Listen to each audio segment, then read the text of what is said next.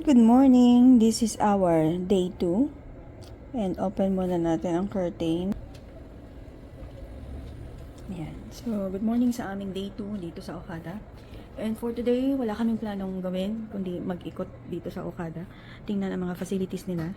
And ito yung itsura ng kanilang fountain in the morning. Kagabi, nag-video ako ng fountain show. And ito ang itsura niya sa umaga. And then later, iikot kami sa buong facilities ko ano makikita natin and itutur ko kayo dito. Siyempre, before tayo mag-start ng ating day, kailangan muna natin mag-coffee. Siyang coffee. So, gawa muna tayo ng ating coffee.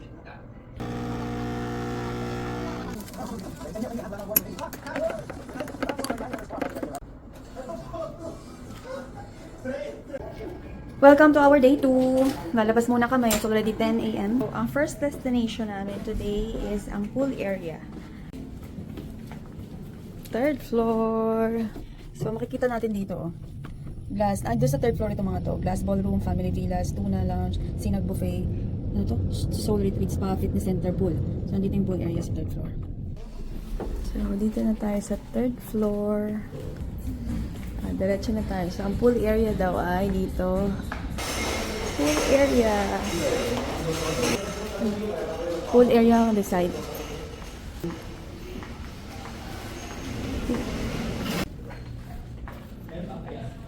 Pool area ulit dito sa kabila. Oh, malaki din ang pool area.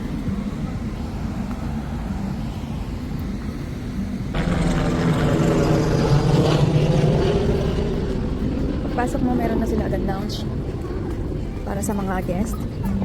Mainit siya. Ayan, may bar doon. So, kung gusto mo mag-bar, meron din mga lounges dito. Lounge. Ito ang pool area nila.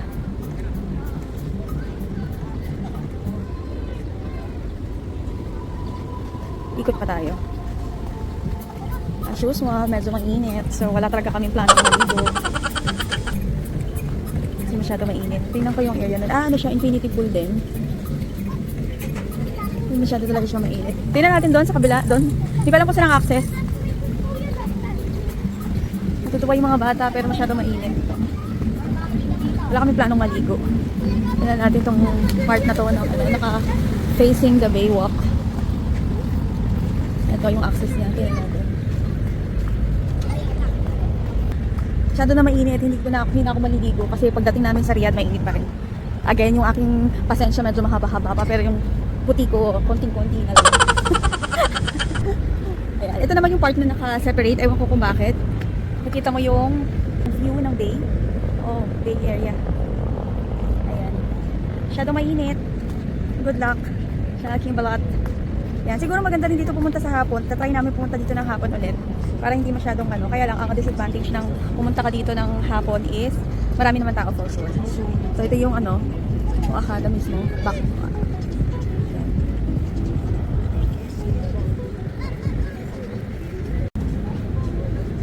Bye for now. Alis na muna kami. It was just a quick view dito ng kanilang swimming pool area. Just to have a glance kung anong meron.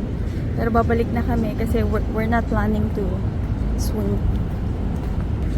So again, yan yung building sa likod.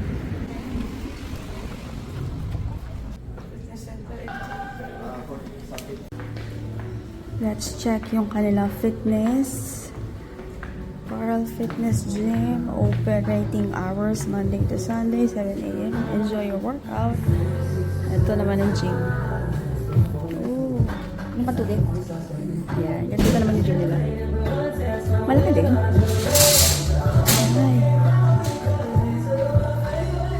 Ay, ito pala. Glass door lang. Kamusta naman ang gym? Pumunta ka dito para uminom. Tama ko.